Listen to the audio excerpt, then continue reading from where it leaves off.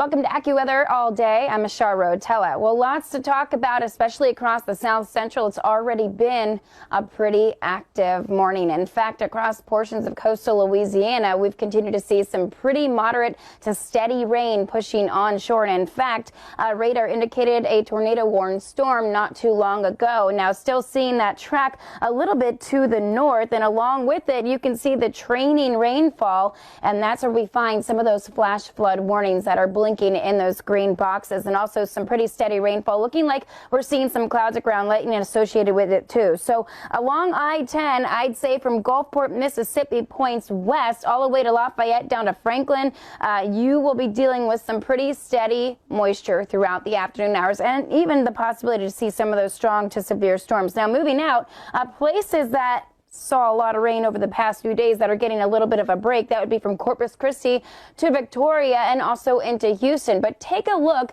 at how much rain we have seen across these areas over the last 72 hours. You look at places like Houston, in and around the Houston Hobby Airport and points north there, you're looking at close to 4 inches of rain, but just a little bit, a few counties over to the east, and you're looking at 7 inches plus of rain well into coastal Louisiana. So flash flooding has been a concern. It will continue to be a concern as we head into our Thursday throughout the rest of the day. Major river flooding. Some of those rivers are at the minor to moderate stage right now, but you tack on an additional 2 to 4 inches, which is what we could see for today. Local amounts or areas could even see higher amounts, up to about 6 inches, and that's why you'll continue to see some of the flooding. So we're starting to dry out a little bit into West Texas, but still parts of East Texas are still on the wet side. And then you look a little bit more, I'd say, to the east of Louisiana, and you're noticing that this area that we're watching is getting slimmer and slimmer, and that will be the case by Friday. In fact, we could still see some numerous showers from Dallas Point south to Houston,